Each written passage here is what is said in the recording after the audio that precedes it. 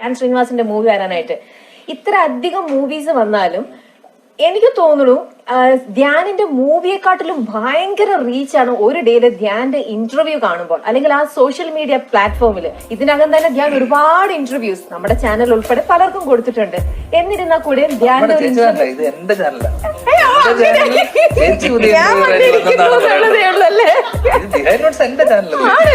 അപ്പൊ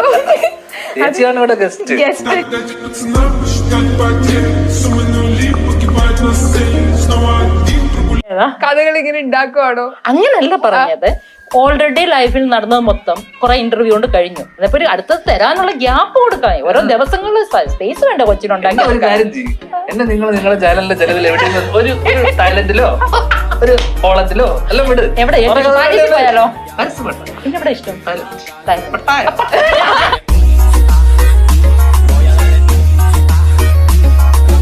എത്ര ഇന്റർവ്യൂ വന്നാലും പുതിയതായിട്ട് അടുത്ത് വന്ന അപ്പൊ തന്നെ ജനങ്ങളെല്ലാം ഇരുന്ന് കാണുന്നത് മില്യൺ വ്യൂസ്. ഒരാള് പോലും സിനിമ കാണാറില്ലല്ലോ. ഇപ്പൊ ഈ കാലിബേഴ്സിലൂടെ ഇന്റർവ്യൂ കാണുന്നത് പോലെ തന്നെ സിനിമയും കാണുന്ന അവസ്ഥയിലേക്ക് എത്തുമോ? ഈ ഒരൊറ്റ മൂവി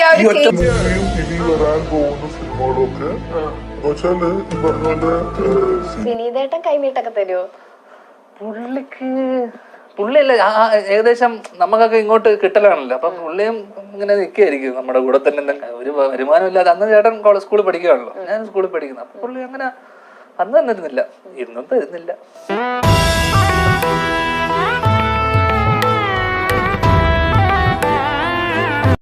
ധ്യാൻ ചേട്ടനെ കണ്ട് എല്ലാവരും കണ്ട് കൂടുതൽ ചേച്ചിക്ക് അറിയാം. കാരണം കാണുന്നതാണ് ചെറുപ്പത്തില്. അല്ലേ? അല്ല അല്ലേ? എന്റെ ചെറുപ്പം മുതലേ ഞാൻ കാണുന്നു.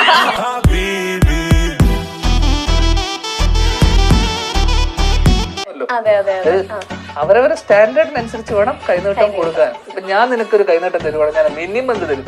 എന്ത് തരും? പറ, ഒരു എമൗണ്ട് പറ. ഒരു 5000. അത് തരും. അല്ല, തന്നേനെയാണ്.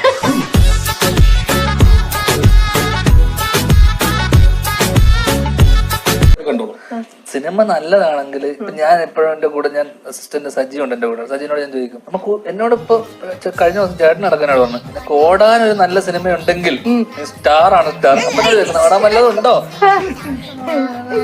ഇല്ല.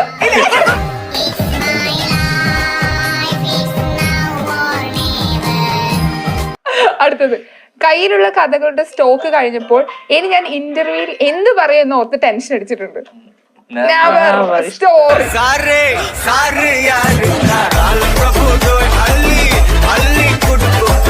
എപ്പോഴെങ്കിലും നമ്മുടെ സെലിബ്രിറ്റി ക്രിക്കറ്റിന്റെ പരിപാടിയിലോ എപ്പോഴെങ്കിലും ഓർത്തിട്ടുണ്ടോ ഒന്ന് കളിക്കാൻ ഒരു ആഗ്രഹം? ക്രിക്കറ്റ് കളിക്കണം തോന്നിയിരുന്നു. നമ്മളിപ്പം സെലിബ്രിറ്റി ലീഗ് ഒക്കെ വരുന്നുണ്ടല്ലോ. എനിക്ക് ജയിക്കുന്ന ടീമിൽ കളിക്കാനാണ് ആഗ്രഹം.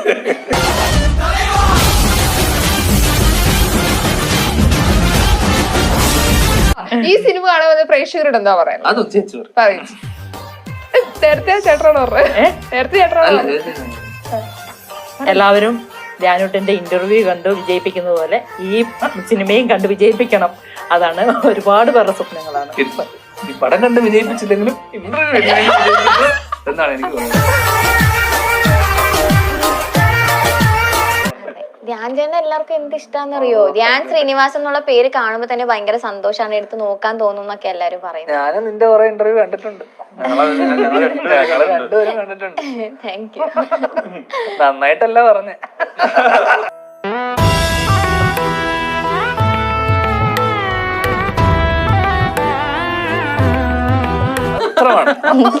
ഇവരെ പൊടിയിട്ടാ പോലും കണ്ടിട്ടില്ല രാത്രി കാലങ്ങളിൽ.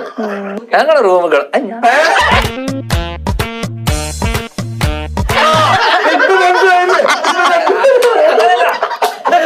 ഞാൻ അവളുടെ റൂമിലും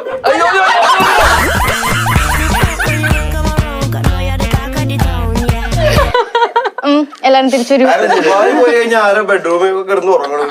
രാത്രിയല്ലേ അവിടെ നൈറ്റ് ലൈഫ്, പകലല്ലല്ലോ. രാത്രിയാണ് അവിടെ നൈറ്റ് ലൈഫ്.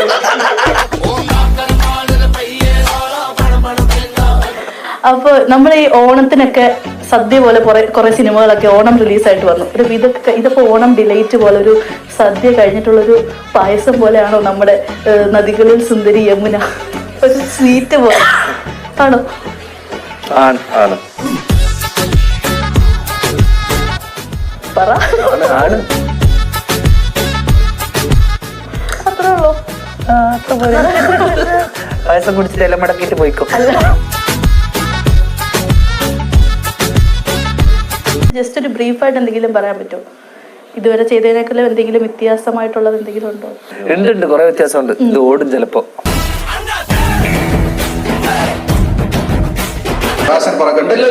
എന്നീ സിനിമകളിൽ നിരന്തരം അഭിമുഖം നൽകി ഇന്റർവ്യൂ സ്റ്റാർ എന്ന പദവിയും നിരന്തരം പരാജയചിത്രങ്ങൾ നൽകി ബോംബ് എന്ന് അറിയപ്പെടുന്നു. ഇന്റർവ്യൂ സ്റ്റാർ എന്ന പദവിയും നിരന്തരം പരാജയചിത്രങ്ങൾ നൽകി ബോംബ് എന്ന് അറിയപ്പെടുന്നു. പരീക്ഷ ഞാൻ പല ഇന്റർവ്യൂവിലും പറഞ്ഞിട്ട് പരീക്ഷ എഴുതിയാലേ നമ്മൾ തോക്കുള്ളൂ, നമ്മൾ തോപ്പിക്കാൻ പറ്റുള്ളൂ. അത് എഴുതാതിരുന്നാൽ നമ്മൾ ആർക്കും തോപ്പിക്കാൻ പറ്റില്ല. ഞാൻ ഇങ്ങനത്തെ ഒരു സ്റ്റേജ് ഒന്നും കണ്ടിട്ടില്ല, കാരണം ഞാൻ കോളേജിൽ പോയിരുന്നില്ല.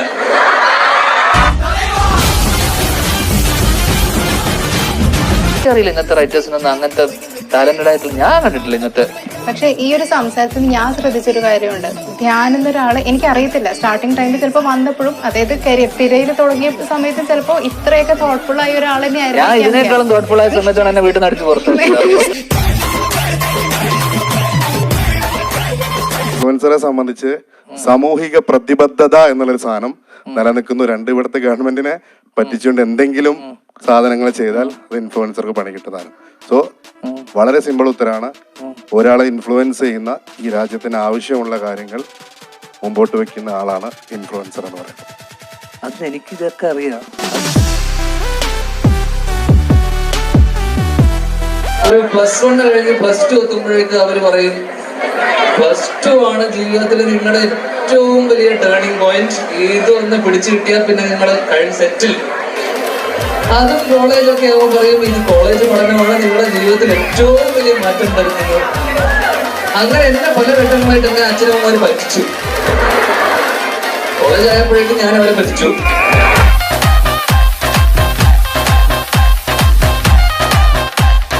അടികപ്പിയരെ കൂട്ടമണി. അപ്പൊ ഈ ഒരു മൂവിനെ പറ്റി നിങ്ങൾക്ക് രണ്ടുപേർക്കും എന്താണ് പറയാനുള്ളത്? അടികപ്പിയർ ഇസ് ഓൾ അബൌട്ട് 3 days ഒരു എന്റർടൈനറാണ്. 3 days നടക്കുന്ന ഒരു സംഭവം. ഹോസ്റ്റലിനകത്തൊരു പെൺകുട്ടി വരുന്നു. പെൺകുട്ടി വരുമ്പം അവള് ഫേസ് ചെയ്യേണ്ടി വരുന്നു. എന്തുകൊണ്ട് വരുന്നു, എന്തിനു വരുന്നു, എങ്ങനെ അവള് പുറത്തിറങ്ങുന്നു. ഇപ്പൊ കഥയൊക്കെ പറഞ്ഞ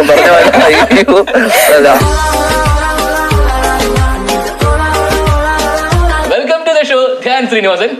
വെൽക്കം അച്ഛനെ. ശരിക്കും നമ്മൾ രണ്ടുപേരും ശരിക്കും ഇന്റർവ്യൂസ് കൊണ്ട് വൈറലായ രണ്ടുപേരാണ്. എനിക്കൊരു ഒരു കോമ്പിനേഷൻ ആദ്യമായിട്ടാണ് വർക്ക് ചെയ്യുന്നത്. വ്യത്യാസമുണ്ട്. തെറി കേട്ട് ഫേമസ് ആയതും ഞാൻ അധികം അങ്ങനെ തെറി കേട്ട് ഫേമസ് ആയിട്ടില്ല.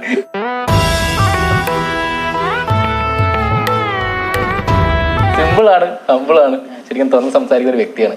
ഈ ഒരു ഇന്റർവ്യൂ കഴിയുമ്പോഴത്തേക്ക് ഒരുപാട് ധാരണകൾ നമുക്ക് ധ്യാനെ പറ്റിയുള്ളത് മാറിയിട്ടുണ്ട്. ഞാൻ ഒരുപാട് വ്യക്തമായിട്ട് ധാരണകൾ വെച്ച് വരുന്ന തെണ്ടികളാണ് എനിക്ക് ഇഷ്ടമല്ലാത്തത്. എന്നെ ഇഷ്ടമല്ല. അല്ല, ചോദിച്ചു പോയവൻ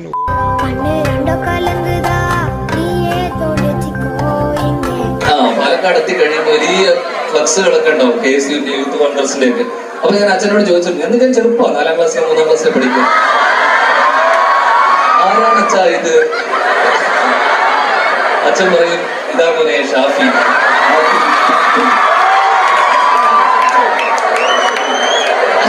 പുള്ളി 3ാം ക്ലാസ്സിൽ പഠിക്കുമ്പോൾ ഞാൻ ജനിച്ചിട്ടില്ല.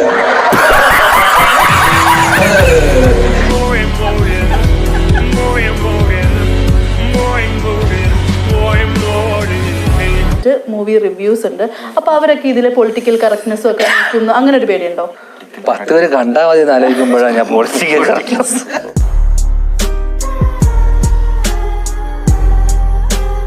ചേട്ടന്റെ പേര് വിദ്യ. ഞാൻ കല്യാണം കഴിഞ്ഞിട്ട് വിദ്യേട്ടൻ വിളിക്കണോ അതോ വിദ്ദു എന്ന് വിളിക്കണോ?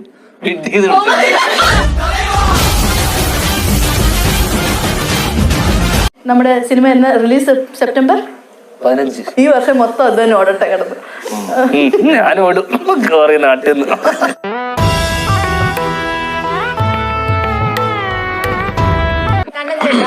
വസ്ത്ര സ്വാതന്ത്ര്യത്തിൽ ഇടപെടാത്തൊരു ഭർത്താവിനാണ് എനിക്കിഷ്ടം. ചേട്ടൻ എങ്ങനെയാണ്? ഡ്രസ് എനിക്കൊരു വിഷയമേ.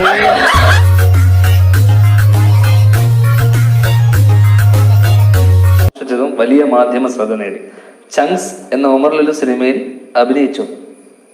ആരും കണ്ടില്ല. മ്യൂസിക് എന്നൊക്കെ പറയാം. പക്ഷെ ഒരുപാട് സമയമെടുത്ത് നമുക്ക് എന്നുവെച്ചാൽ ആ പേര് മാറി. പണ്ട് തന്നെ കണ്ടിരുന്ന സമയത്ത് ആൾക്കാരൊക്കെ പറഞ്ഞത് ശ്രീനിവാസന്റെ മകൻ, ശ്രീനിവാസന്റെ മോൻ എന്ന് പറഞ്ഞു. പിന്നെ കുറെ കാലം വിനീത് ശ്രീനിവാസന്റെ അനിയൻ എന്ന് പറയാൻ തുടങ്ങി. പിന്നെ കുറച്ച് കഴിഞ്ഞതിന് ശേഷം ധ്യാൻ ശ്രീനിവാസനായി. പിന്നെ എന്നെ ആൾക്കാർ പുറമേ നിന്ന് വിളിക്കുമ്പോൾ എന്നെ വിളിക്കുന്നത് ധ്യാനേന്നാണ്. ആ സ്നേഹം എനിക്ക് കിട്ടിയത് ഈ പറഞ്ഞ പോലെ എന്റെ സിനിമകളിലൂടെയല്ല. അതുകൊണ്ട് തന്നെ എന്റെ സിനിമ കാണാൻ ഞാൻ നിങ്ങളെ നിർബന്ധിക്കില്ല. തുടർന്നും എനിക്ക് ഇന്റർവ്യൂവിലൂടെ തരുന്ന പ്രോത്സാഹനം നിങ്ങൾ തുടർന്ന് തന്നുകൊണ്ടിരിക്കുക. ഞാൻ ഇനി നല്ല നല്ല ഇന്റർവ്യൂ ചെയ്ത് തരുന്നതാണ്.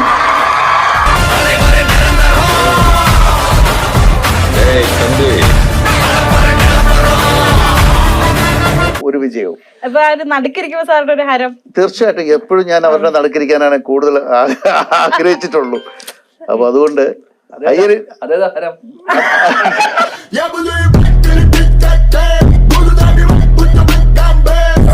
ധ്യാൻ ചേട്ടാ 2023-22 അപേക്ഷിച്ചിട്ട് 24 ധ്യാൻ ചേട്ടൻ്റെതായി വന്നിട്ടുള്ള അനൗൺസ്മെന്റുകൾ വളരെ കുറവാണ്. സിനിമ അനൗൺസ്മെന്റുകൾ കുറവാണ് ശരിക്കും കണക്ക് പ്രകാരം നോക്കുകയാണെങ്കിൽ.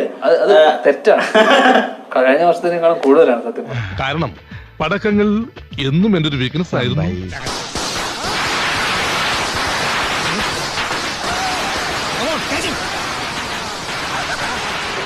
ത്രില്ലറിൽ പോകുന്ന ഒരു മൂവി ഇതുപോലെ ഇപ്പൊ ഒരു പെട്ടെന്ന് അത് നോക്കുമ്പോൾ നമുക്ക് എന്തോ കള്ളം കയറിയതുപോലെയോ ആരോ കൊല്ലം കയറിയതുപോലെ അങ്ങനെ ഒരു ഫീലാണ് വരുന്നത്. വീട്ടിലെപ്പോഴോ അല്ലെങ്കിൽ നിന്ന സ്ഥലത്തോ എപ്പോഴും കള്ളം കയറിയിട്ടുണ്ടോ?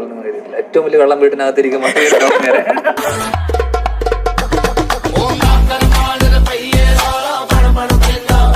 അഭിനയിക്കുന്നതോടൊപ്പം തന്നെ നല്ല ക്യാരക്ടേഴ്സ് എടുത്തിട്ട് ചെറിയ ക്യാരക്ടർ ആയാലും മതി, അത് ആളുകൾ ഭയങ്കരമായിട്ട് അപ്രീഷിയേറ്റ് ചെയ്യും. ആളുകൾ മനസ്സിൽ നിൽക്കും. പക്ഷെ അതിനായിട്ട് വിളിക്കുന്ന അടിപൊളി പാട്ട്.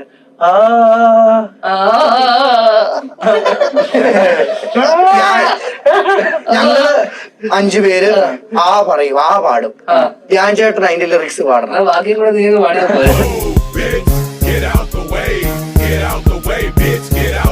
സപ്പോസ് ഞാൻ ഇതുവരെ ഇങ്ങനെ ഒരു സിനിമയുടെ ഒരു സമയത്ത് ഒരു ഇന്റർവ്യൂ അല്ലെങ്കിൽ ഒരു കോൺവെർസേഷൻ നടത്തിയിട്ടില്ല.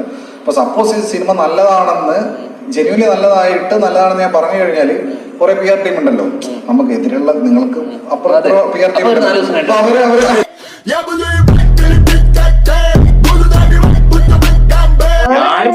പറഞ്ഞില്ലേ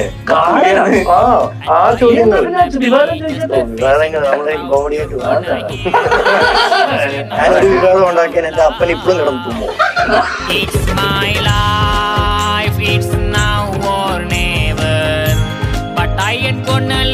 ഇത് വീട്ടിലെ ഫാമിലി ചേച്ചിയൊക്കെ കാണുമ്പം അയ്യോ അത് വേണ്ടായിരുന്നു അല്ലെങ്കിൽ ഇത് വേണ്ടായിരുന്നു എന്ന് പറഞ്ഞിട്ടുണ്ട്. ഒരുമിച്ച് ഇന്റർവ്യൂ ഇതുവരെ കണ്ടിട്ടില്ല. അവര് വിളിച്ച് പറഞ്ഞിട്ടുണ്ടോ? ഇല്ല. ധ്യാൻ ചേട്ടനോട് പറഞ്ഞാലും പറയാം. അപ്പൊ ഇതൊക്കെ എങ്ങനെ ധ്യാൻ ചേട്ടൻ മാനേജ് ചെയ്യുന്നേ? ഇത് മാനേജ് ചെയ്യുന്നില്ല. അവർ നമ്മൾ പറയുമ്പോൾ അവർ കേൾക്കാതിരുന്നാൽ നമ്മൾ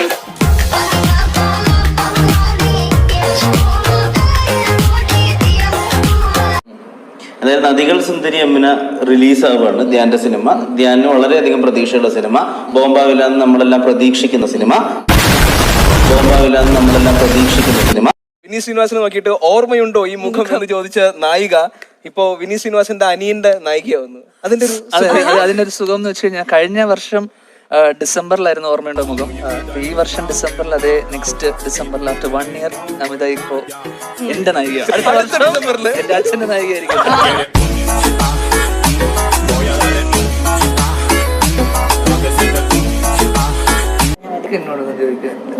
ചോദിക്കും അങ്ങനെ പറയല്ല. ഞാൻ ഇവിടെ വരെ വന്നതല്ലേ. സുഖന്യാ എന്നോട് അതെ ഞാനല്ല ഈ ആങ്കർ. അങ്ങനെയൊന്നുമില്ല. നിങ്ങൾ എന്തെങ്കിലും നമ്മുടെ പടത്തിനെ കുറിച്ച് എന്താണ് അഭിപ്രായം? ഞാനാ ചോദിച്ചേ. അതാ ഞാൻ അത് ചോദിക്കാൻ പറ്റുന്ന ചോദ്യം പറഞ്ഞു. എന്താ നല്ല അഭിപ്രായം? ഇനി നിങ്ങൾ പറ.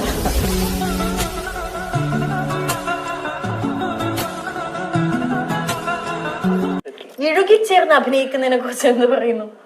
എനിക്ക് ചേർന്ന് അഭിനയിച്ചിട്ട് അത് സിനിമയിൽ വരുമ്പോ കട്ട് ചെയ്ത് കളഞ്ഞാൽ കുഴപ്പമില്ല.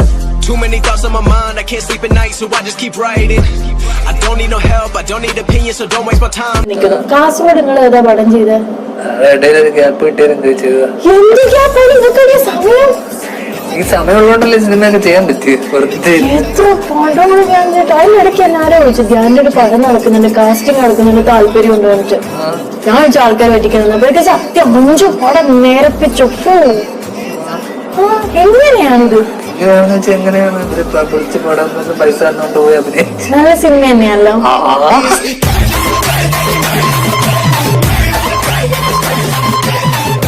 കല്യാണമൊക്കെ തീരുമാനിച്ചോ വീട്ടില്? ഇല്ല ഏട്ടാ, നല്ല ആലോചനകൾ വന്നു കഴിഞ്ഞാൽ കൊണ്ട് തന്നെ. ഈ വീട്ടുകാരിങ്ങനെ നിർബന്ധിക്കുന്നുണ്ട്. എനിക്ക് കഴിക്കണം എന്നുണ്ട്, കഴിക്കണം വൈകാണ്ട്. എങ്ങനെയുണ്ട് കല്യാണം കഴിച്ചിട്ടുള്ള ലൈഫ്? നല്ല നല്ല നല്ല.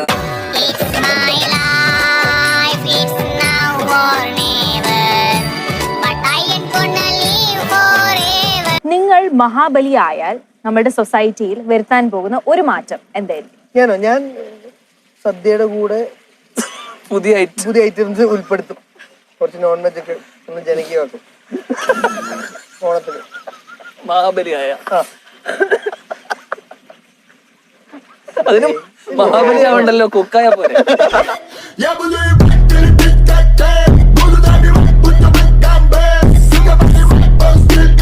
എല്ലാവരുടെയും കയ്യിൽ ഇതുണ്ട്. ആദ്യകാലത്ത് ഇത് വലുതായിരുന്നു, ഇപ്പോൾ ചെറുതാണ്. വാച്ച് അല്ല, അകത്ത് വെച്ചാലേ എന്തെങ്കിലും കാര്യമുള്ളൂ. ഇപ്പൊ ചെറുതാണോ വലുതാണോ? ഇപ്പൊ ഏതവസ്ഥ ചെറുതാണ്.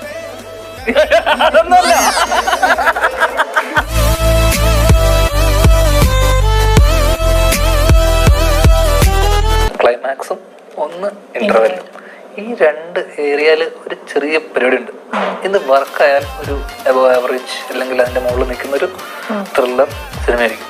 അത് നാടൻ വർക്കൗട്ട് ആയെന്ന് വെച്ചോ, ഇത് നമ്മൾ ചിന്തിക്കണ്ട. വർക്കൗട്ട് ആയില്ലെങ്കിലും പിന്നെ ചിന്തിക്കണ്ട. ഈ പടത്തിനൊക്കെ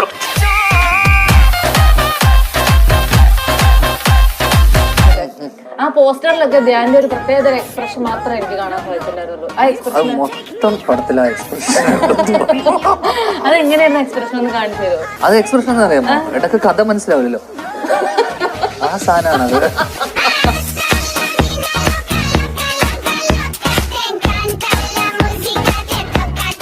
തീരെ കഴിഞ്ഞിട്ട് ഏകദേശം 2 വർഷമായി കാണും. ഈ ഒരു സമയങ്ങൾ എന്തായിരുന്നു ഞാൻ ചെയ്തോണ്ടിരുന്നത്? എവിടെയായിരുന്നു ഞാൻ ഒഴിവ് സമയങ്ങൾ എങ്ങനെ ചെലവിടാൻ ആലോചിച്ചുകൊണ്ടിരിക്കുകയായിരുന്നു.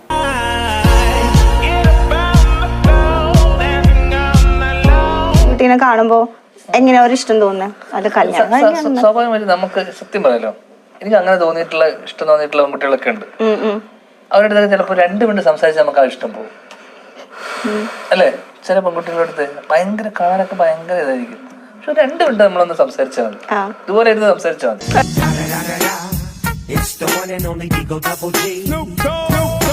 ധ്യാൻ പറഞ്ഞിട്ടുണ്ട് സിനിമ നമ്മുടെ ഹോൾ ലൈഫ് അല്ല, ഒരു ഗാമ്പിൾ ആണ് എന്ന് പറഞ്ഞിട്ടുണ്ട്. എപ്പോ? ഒരിക്കൽ പണ്ടപ്പോഴും.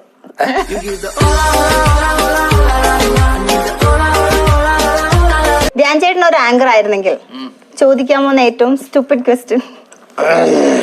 ഈ സിനിമയെ കുറിച്ചുള്ള അഭിപ്രായം പറയാം. ലാസ്റ്റ് ഏറ്റവും അവസാനം എന്റെ എക്സ്പീരിയൻസ്, അവരോട് വർക്ക് ചെയ്യുമ്പോൾ എക്സ്പീരിയൻസ് കുറെ ഉണ്ട്. എവിടെയായിരുന്നു കുറച്ചു കാലമായിട്ട്? ഞങ്ങൾക്ക് കാണാനില്ലായിരുന്നു. എവിടെ പോയിക്കായിരുന്നു? ഞാൻ വേറൊരു ചാനലിൽ ബിസി ആയിരുന്നു. ആണല്ലേ? ഞാൻ ഇടക്കിടക്ക് കാണാറുണ്ട് വീണയുടെ പല കാര്യങ്ങളും അല്ലേ? എന്തൊക്കെയാ കണ്ടിരുന്നേ?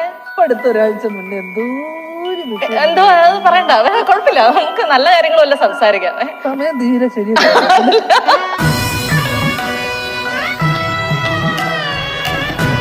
പ്ലംബർ, ബുള്ളറ്റ്, ഇപ്പൊ ഇത് പടം മെക്കാനിക്, ഒരു പടത്തില് പ്ലംബർ, അങ്ങനെ എല്ലാ പണിയും പഠിച്ച് നാടൻ പണി എല്ലാം ചെയ്യും. എല്ലാം ചെയ്യും. വീട്ടിലിപ്പോ എന്തെങ്കിലും ആവശ്യം വരുവാണെങ്കിൽ ഇലക്ട്രീഷ്യൻ പണി, ഇലക്ട്രിക്കൽ ഫീൽഡോട്ടാവുമല്ലോ, ചിലപ്പോ ഇലക്ട്രിക്കൽ പ്ലംബിംഗ് വർക്ക്സ് ചെയ്ത് കൊടുക്കപ്പെടും. ബോർഡും വെച്ച് അവിടെ ഇത്തരത്തിലുള്ള കാര്യങ്ങൾ ഈ ജോലിയായിട്ട് ചെയ്ത് ഇറങ്ങിയ എക്സ്പീരിയൻസ് നേടുക കൂടുതൽ ഡീറ്റെയിൽ സിനിമകളിൽ നിന്നാണ് എക്സ്പീരിയൻസ് മെക്കാനിക് ഷോപ്പോ ഇലക്ട്രിക്കൽ പ്ലംബിംഗ് വർക്കോ വീട്ടിലെ ആവശ്യങ്ങളൊക്കെ വന്നാൽ മതി ഞാൻ ഒന്ന് ഓടി വരൂ എന്ന് പറഞ്ഞാൽ എല്ലാം ചെയ്യാം. നിന്റെ വീട്ടിലൊന്നും പ്ലംബിംഗ് എന്തെങ്കിലും പറഞ്ഞു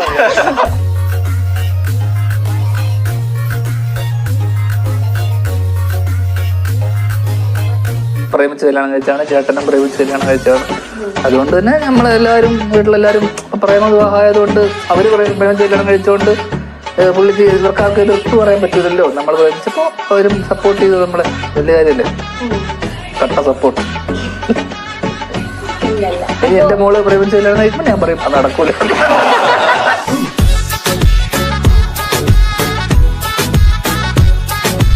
ഓക്കെ, ചേട്ടൻ ഏറ്റവും കൂടുതൽ വിശ്വസിക്കുന്ന 3 പേരായിരിക്കാം എല്ലാ കാര്യങ്ങളും തുറന്നു പറയുന്നത്? എന്നെ വിശ്വസിക്കുന്ന 3 പേര് ആരെങ്കിലും ഉണ്ടെന്ന് ആദ്യം പറയാം.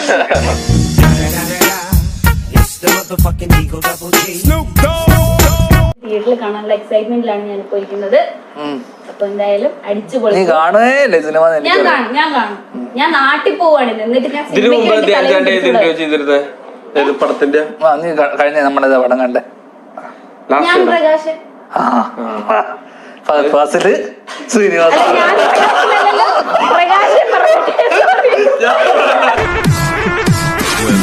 From the BART train to a tour bus, still the same game. Pulling more sluts, more butts, never get. ഞാൻ ചേട്ടനോടാണ്. വിനീതനോട് അസൂയ തോന്നിയിട്ടുണ്ടോ? ഇല്ല. ഇല്ല അല്ലേ? ഒരു കാര്യമില്ല. എന്ത് ചെയ്തിട്ട് അസൂയ?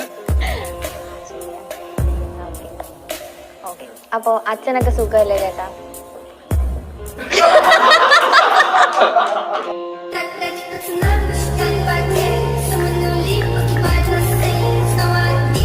രണ്ട് മക്കൾ ഒരുപോലെ എന്ന് കള്ളം പറയും, പക്ഷെ ഞാനാണ് എന്നുള്ളതാണ് സത്യം. എങ്കിലാ ഉത്തരം ഒന്ന് കണ്ടാലോ? രണ്ടുപേരും ഒരുപോലെയാ. അച്ഛന്റെ ഞാൻ പറഞ്ഞത് കറക്റ്റ് അല്ലേ? അതെ അതെ. എന്തായിരിക്കും അച്ഛൻ പറഞ്ഞിട്ടുണ്ടാവും? അവരെന്റെ മക്കളായിരിക്കില്ല എന്ന് വരെ ചിലപ്പോ പറയും. ഒരു 6-8 വർഷമൊക്കെ ഒരുമിച്ചുണ്ടായിട്ടുള്ളൂ. എന്നിട്ട് ഇപ്പൊ ലാസ്റ്റ് ഒരു 10 വർഷമായിട്ട് ഒരുമിച്ചാട്ടോ. എന്നിട്ട് പോലും ഇത്ര കൃത്യമായിട്ട് അച്ഛൻ എന്താണ് പറയണെന്ന് കറക്റ്റ് ആയിട്ട് അറിയാം അല്ലേ? അത് എന്റെ അച്ഛനല്ല, എന്റെ അച്ഛനല്ല.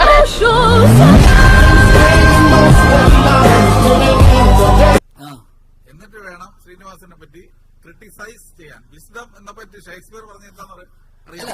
ഞാൻ മറുപടി പറയണം. ഇപ്പൊ എന്താന്ന് വെച്ചാ ഈ ചേട്ടൻ ഇപ്പൊ ശ്രീനിവാസനെ മനസ്സിലാകുന്നത് ശ്രീനിവാസനെ ഏറ്റവും അടുത്ത് ശ്രീനിവാസനെ ഏറ്റവും അടുത്ത് മനസ്സിലാക്കിയ ആള് ഞാനാണ്. എന്റെ അച്ഛനാണ്. മനസ്സിലായില്ലേ? ഞാൻ മനസ്സിലാക്കിയ അത്രയൊന്നും ചേട്ടനെന്തായാലും മനസ്സിലാക്കിയിട്ടില്ല.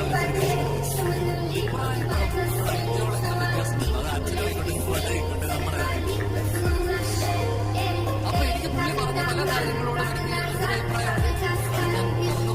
അതേ പുള്ളി പറഞ്ഞ ആളായതുകൊണ്ടാണ് ഇത് പറഞ്ഞതുകൊണ്ട് ഇപ്പൊ ചേട്ടൻ ഇതിനെ ചോദിച്ചില്ല. അതുപോലെ എന്റെ അച്ഛനോട് ചോദിക്കില്ല. അതാണ് ചേട്ടന്റെ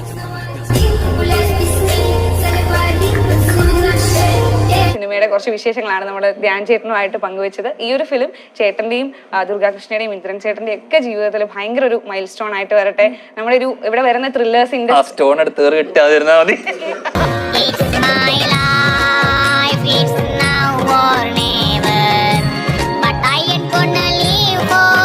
പേര് കണ്ണടയൊക്കെ വെച്ച് ഇതിന്റെ രഹസ്യം എന്താ? ഐക്യദാർഢ്യം പ്രഖ്യാപിച്ചുകൊണ്ട് അല്ലേ? ഇതാണ് ഏറ്റവും ഗംഭീരം. ഇത് എന്റെ കണ്ണട, അത് വിശാഖന്റെ കണ്ണട അല്ലേ? ഇത് സ്വന്തം കണ്ണട. പക്ഷെ അപ്പോഴും നീ നിന്റെ കണ്ണട എനിക്കില്ല തന്നത്. അത്രേ ഉള്ളൂ. ഈ 3 പേർക്ക് അത് കൊടുക്കാൻ മനസ്സിലായില്ല. ഇല്ല, തോന്നിയില്ല. കാരണം എന്താ, എനിക്ക് ധ്യാനോട് മാത്രമാണ് എനിക്ക് ഭയങ്കര ആത്മബന്ധമുള്ളത്. ഞാനത് എല്ലായിടത്തും തുറന്നു പറഞ്ഞിട്ടുണ്ട്. 3 പേര് പറഞ്ഞു വിട്ടെ.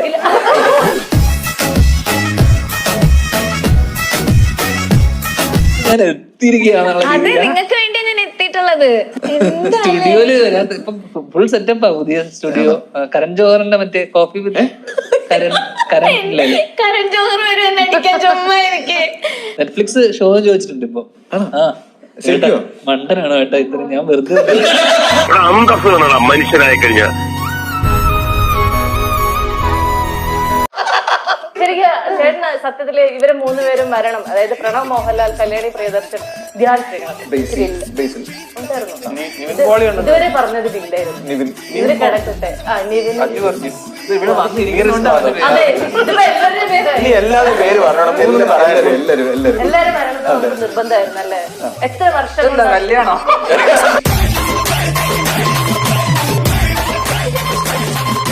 നടക്കുള്ളൂ. എത്ര പേര് ലേറ്റ് ആയിട്ട് വരുന്ന എത്ര പേരുണ്ട് ഷൂട്ടിനൊക്കെ? ഈ ഇന്റർവ്യൂ ഒരു നീ ലേറ്റ് ആയിട്ടല്ല ഞാൻ വന്നിട്ടില്ല, നീ വന്നേ. ഞാൻ പക്ഷെ ഇന്റർവ്യൂ ഇരുന്ന് കഴിഞ്ഞിട്ട് 1/2 മണിക്കൂർ കഴിഞ്ഞില്ല നീ ഞാൻ മൂത്രം ഒഴിക്കുക.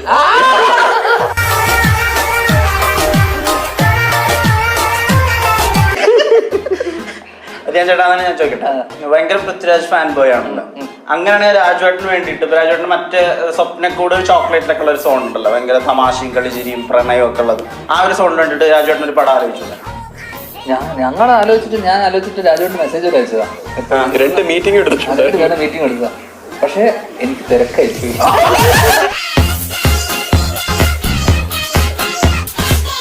ട്രെയിലർ നോക്കുന്ന സമയത്ത് അതിലിപ്പോ പ്രണവിന്റെ ക്യാരക്ടർ പറയുന്ന ഒരു ഡയലോഗ് ഉണ്ട്, എല്ലാ വാതിലും മുട്ടണം, ഏതെങ്കിലും ഒരു വാതില് തുറക്കും എന്നുള്ളത്. അപ്പം എത്ര വാതിലുകൾ മുട്ടിയിട്ടുണ്ടെന്ന് ചോദിച്ചാ എന്ത് പറയും? നമ്മള് മുട്ടില്ല, നമ്മളെ നെപ്പോ കിഡ്സ് അല്ലേ.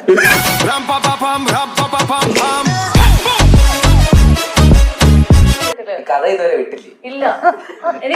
കഥ വിട്, അടുത്ത പിടിക്കേ. ഒന്നും പറയണില്ല ഡയറക്ടർ.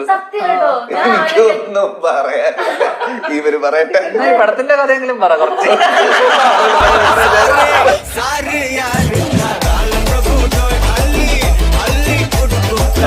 രണ്ടു മൂന്ന് പടങ്ങള് ഹിറ്റായി.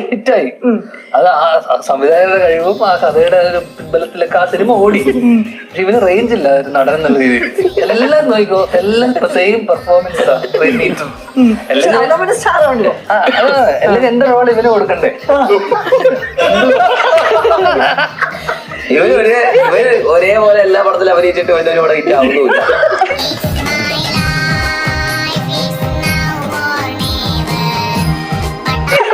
എന്റെ ഹിറ്റാവെങ്കിലും ചെയ്തിട്ടുണ്ടല്ലോ, അപ്പൊ ഒരു വ്യത്യാസമായില്ലേ? പക്ഷെ ഇതിന് ജാനമഞ്ഞിന് മുന്നേയും ഇവര് ഇവിടെ തന്നെ ഉണ്ടായിരുന്നു. അതിന് മുന്നേ സിനിമയിൽ അഭിനയിച്ചിരുന്നു. അതൊന്നും സത്യം. ഇവരില്ല ലക്ക്.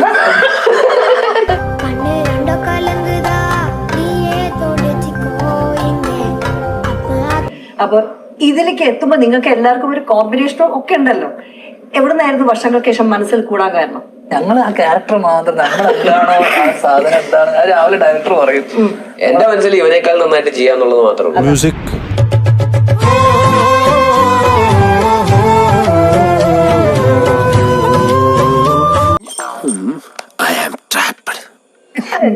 ഞാൻ സെറ്റിൽ വന്നപ്പോ അവരുടെ ടീമായി എന്നെ തീർത്തു കളഞ്ഞു. ഞാൻ അന്നത്തെ ദിവസം ഇത്തിരി ഓഫായിരുന്നു, വയ്യാണ്ടായി പോയി. ഭാഗ്യത്തിന് എനിക്ക് അങ്ങനത്തെ കടുകട്ടി സീനുകളൊന്നും ഉണ്ടായിരുന്നില്ല.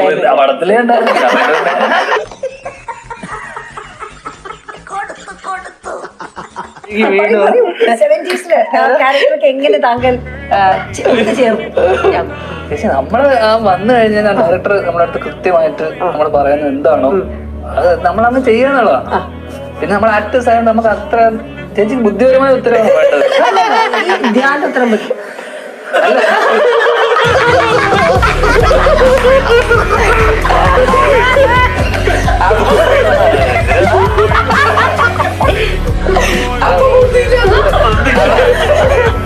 അപ്പൊ ഞാൻ പൊട്ടനാ? ഇത്രയും ഞാൻ ചെയ്തുകൊണ്ടിരിക്കും, ഞാൻ പൊട്ടനാ? പെട്ടെന്നൊരു കഥ പറഞ്ഞു. ഇങ്ങനെ ഇവര് പറഞ്ഞു, കഴിഞ്ഞ ദിവസം ഇവരുടെ ഒരു കഴിവ് മുഖം നോക്കിയിട്ടല്ലേ പറയണേ, കൈ നോക്കിയിട്ട് പോലുമല്ല, ജാതകം ഒന്നും കാണിച്ചിട്ടില്ല. പെട്ടെന്ന് ഇവര് പറഞ്ഞു, കഴിഞ്ഞ ദിവസം ഇവിടെ എന്റെ ക്ലയന്റ് എപ്പോഴും വരുന്ന ഒരാൾ ഹൈദരാബാദിൽ നിന്ന് വന്നു, അവന് സ്റ്റേജ് 4 ക്യാൻസർ ആയിരുന്നു. അപ്പോ അവനെ കണ്ടപ്പോ എനിക്ക് തോന്നി കാരണം ഇപ്പൊ അടുത്ത് അവൻ അറിയേണ്ടത് എപ്പം മരണം സംഭവിക്കും എന്നുള്ള അറിയാം. കാരണം ഓൾറെഡി പുള്ളിക്ക് അറിയാൻ മരിക്കണം. പക്ഷെ അത് 2 ദിവസം ഒരാഴ്ച കഴിഞ്ഞതിന് ശേഷം അവന്റെ മരണം ഞാൻ മുൻകൂട്ടി കണ്ടു. എനിക്ക് കിട്ടിയത്രേ, കാര്യം അറിയാം. ഞാൻ അവനോട് പറഞ്ഞില്ല. അപ്പോൾ പിന്നെ കറക്റ്റ് ഒരാഴ്ച 6 ദിവസം കഴിഞ്ഞ് 7ാമത്തെ ദിവസം അയാളുടെ മരിച്ചു, എനിക്ക് അവിടെ നിന്ന് പുള്ളി വന്നു. അപ്പൊ ഞാൻ ചോദിച്ചു, അവൻ വിളിച്ചു പറഞ്ഞു അവൻ മരിച്ചു എന്ന്.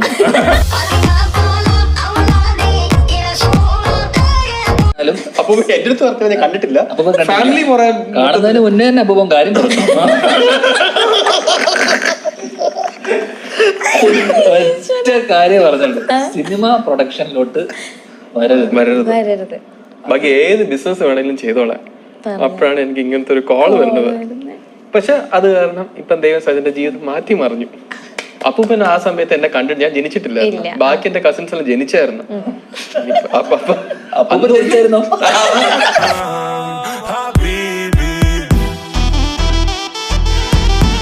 പലോസ് എന്റെ അടുത്ത് പറയാം, എവിടെ നിന്ന് കാശ് വന്നാലും അളിയാ മേടിച്ചോണം. ഞാൻ പറഞ്ഞ പോലെയാണ് ഞാൻ ഒബീഡിയന്റ്. അങ്കിള് പറഞ്ഞ പോലെ ഞാൻ ആർക്കും പറഞ്ഞത് മേടിച്ചു.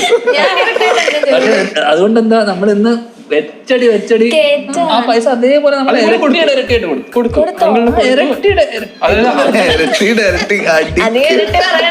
അതായത് നമുക്ക് അങ്കിൾ ആ സമയത്ത് നമുക്ക് മറ്റേ ആർട്ടിസ്റ്റ് റെമ്യൂണറേഷൻ ഒന്നും കൊടുക്കാൻ പറ്റില്ല.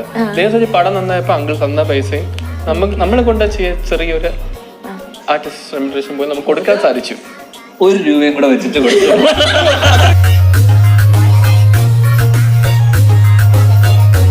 അതിലെ ഒരു പുതിയ താരത്തിന്റെ ഉദയമുണ്ടെന്നൊക്കെ കേട്ടായിരുന്നു.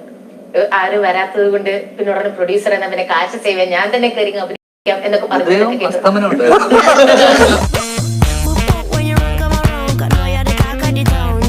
മദ്രാസിലായിരുന്നല്ലോ കൂടുതലും വേറെ ഷൂട്ടൊക്കെ ഉണ്ടായിരുന്നു. അപ്പോൾ ഈ 70s 80s ഒരു സിനിമ ഹബ് എന്ന് പറയുന്നത് മദ്രാസ് ആയിട്ട് നമ്മളിങ്ങനെ പറയായിരുന്നു. അപ്പോൾ അവിടെ എനിക്ക് തോന്നുന്നു കുറേ സ്ഥലങ്ങൾ തന്നെ വിനീതേട്ടൻ തന്നെ ലൊക്കേഷനൊക്കെ നോക്കാനൊന്നും ഒരുപാട് പാടുണ്ടായിട്ടുണ്ടാവില്ലായിരിക്കും അല്ലെ ഷൂട്ടിന്റെ സമയം? നമ്മൾ ആക്ച്വലി മദ്രാസിൽ ഷൂട്ട് ചെയ്തിട്ടേ ഇല്ല പാർവതി. നമ്മൾ മദ്രാസ് കംപ്ലീറ്റ് ഷൂട്ട് ചെയ്തത് എറണാകുളത്താണ്. അപ്പൊ മദ്രാസ് തന്നെ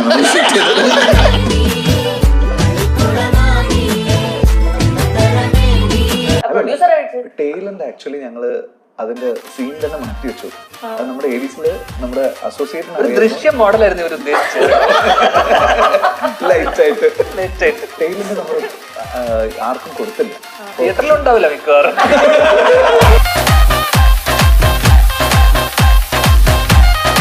ഇതാവണം.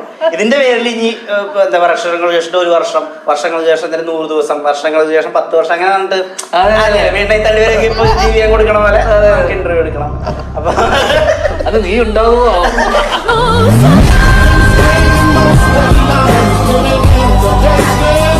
ഞാൻ ചേട്ടാ ഇപ്പൊ ഈ പടത്തിന്റെ ആദ്യത്തെ വലിയ അനൗൺസ്മെന്റും പരസ്യവും ഒക്കെ ചേട്ടൻ തന്നെയാണ്. അപ്പം ഇപ്പൊ ഇതിനെ പറ്റിയിട്ട് ഇപ്പൊ നമ്മൾ ചോദിക്കും എന്താ ഞാൻ ചേട്ടൻ തടി കുറച്ചു, ചേട്ടന്റെ പടല്ലേടാ. അപ്പൊ എങ്ങനെയുണ്ട് ചേട്ടൻ്റെ പടം, എങ്ങനെയുണ്ട് വർഷങ്ങൾക്ക് ശേഷം ചേട്ടന്റെ പടല്ലേടാ. അല്ലെങ്കിൽ വിഷുവിനും ആരായിരിക്കും വിന്നർ, ആവേശം ഇറങ്ങുന്നുണ്ട്. അന്ന് ആടുജീവിതം വിഷുവിന്റെ ടൈമിലായിരുന്നു കാസ്റ്റ് ചെയ്തിരുന്നത് ഇതാകാൻ വേണ്ടിട്ട്. അപ്പൊ എന്താ ആരായിരിക്കും വിന്നർ, എടാ ചേട്ടന്റെ പടല്ലേടാ. എല്ലാത്തിനും ചേട്ടന്റെ പടം എന്നുള്ളത് ഭയങ്കര പ്രൊമോഷനായിരുന്നു. ശരിക്കും ചേട്ടന്റെ പടം ഒരു ഹോപ്പാണോ, അത് ഈ ഇവിടെ നിന്ന് അങ്ങോട്ട് വേറൊരു ഇതിലേക്ക് പോകാനുള്ള പ്ലാൻ ഉണ്ടോ? അത് എനിക്ക് തോന്നുന്നു മറ്റേ നമ്മള് ഗോൾഡിന്റെ സമയത്ത് രാജുവേട്ടൻ പറയൂലേ, ഇതൊരു കംപ്ലീറ്റ് അങ്ങനെ വിചാരിച്ചാൽ മതി. ഇതിന് വിനീത് ശ്രീനിവാസൻ പടം.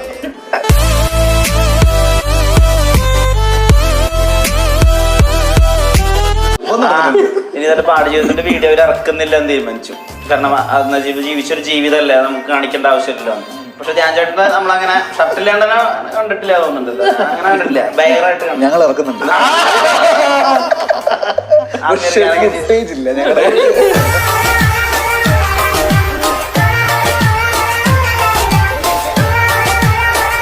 ചേട്ടനല്ല, അങ്ങനെ ഇന്റർവെല്ലായി. ഇന്റർവെല്ലായി നിൽക്കുന്ന ഇന്റർവെല്ലിന് മുന്നേ ആ സിനിമയിൽ ട്രാഫിക്കിൽ ഏട്ടൻ മരിച്ചു, ഇന്റർവെല്ലിന് ആക്സിഡന്റ് ആയിട്ട്. അപ്പോൾ അമ്മയുടെ അടുത്ത് ആരോ വന്നിട്ട് ചോദിച്ചു, ബ്രേക്ക് ഇന്റർവെല്ലായല്ലോ, അമ്മയുടെ അടുത്ത് ആരോ വന്ന് ചോദിച്ചു, ചേച്ചി ഒരു ചായ പറയട്ടെ, എന്തെങ്കിലും പോപ്കോൺ അറ്റോ. എന്റെ മോനെ അവിടെ മരിച്ചെടുക്കുമ്പോഴാണ് പോപ്കോൺ. എന്താണ് പ്ലാൻ? ഇല്ല, ഒന്നുമില്ല. നമ്മള് ആക്ച്വലി എന്റെ അടുത്ത് നമ്മുടെ സുഹൃത്താണ് എന്റെ ഡയറക്ടർ. അപ്പൊ എന്റെ അടുത്ത് പറഞ്ഞതെന്ന് വെച്ച് കഴിഞ്ഞാൽ ധ്യാനൊന്ന് ഹിപ്നോട്ടിസം ചെയ്യണമെന്ന് പറഞ്ഞു. അപ്പൊ തന്നെ ഞാൻ പറഞ്ഞു, അളിയനെ നടക്കുന്ന കേസല്ല, ഞാൻ മരിക്കില്ലല്ലോ.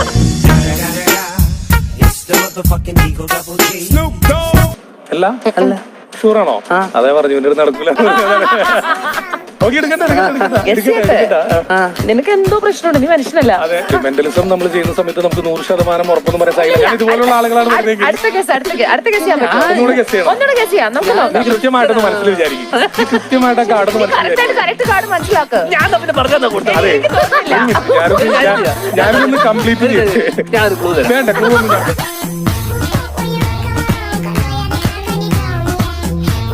ഈ പറഞ്ഞ പോലെ നമ്മുടെ ഓരോരുത്തർക്കും ഓരോതായ ഗൈഡായിട്ട് നിൽക്കാറുണ്ട്. അനിയന് കൊടുക്കാൻ പറ്റിയ ഒരു അനിയന് കൊടുക്കാൻ പറ്റിയ ഒരു ഉപദേശം പറയാൻ പറ്റുമോ ധ്യാനിന്? ഇന്റർവ്യൂ കൊടുക്കരുത്.